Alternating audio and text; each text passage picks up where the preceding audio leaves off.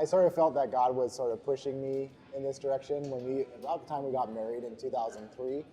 I had always wanted to open a restaurant. This is not what I thought it would be. I thought it would be sort of my restaurant type thing, and it would be Italian, and that's how we would do it. But I think God was just telling me it was going to be something different. Our mission is to feed, educate, and serve our communities so that they can taste and see the Lord is good. And it's all about not just, hey, showing up and feeding the hungry, but really about facilitating an interaction between our community and those in our community who are in need. Creating an environment where 20 volunteers can come in and cook and feed our community, and really creating an opportunity for them to come and serve. Because I think a lot of times it's easy to sort of get caught up in, hey, we're feeding the hungry and donate, money to us or whatever. But I think it's more about figuring out a way that we can bring the community together, because that's what's going to create the sustainability in the long run and really sort of answer the issues that we see, particularly in this area. We have no prices on our menu. We don't suggest a price. We just try to tell people that they could pay what they would normally pay going out to eat. If they want to help somebody else in need, then they could pay a little bit more.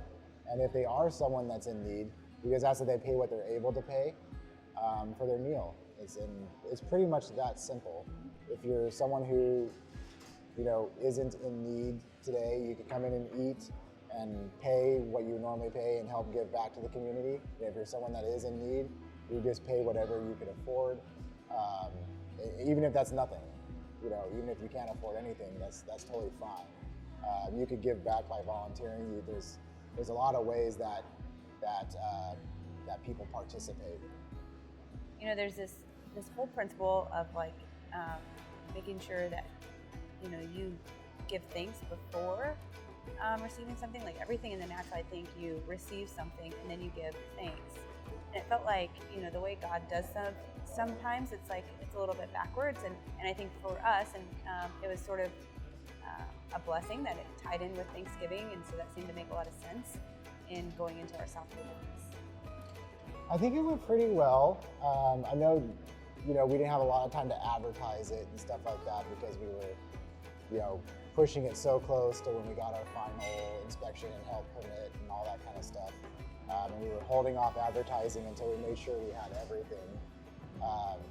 But all in all, it was great to see the volunteers turn out, which has probably been my biggest concern.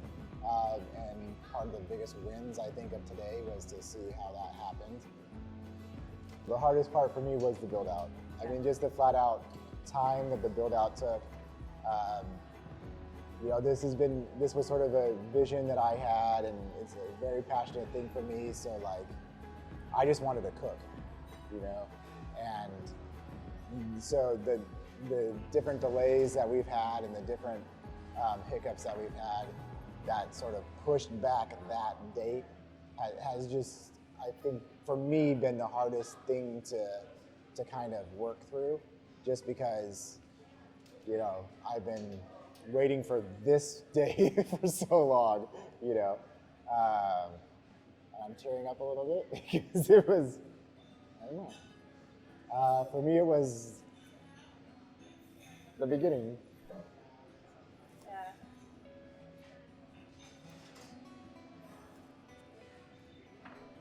These are sweat from the hot fire. It's nothing else. Just ignore that.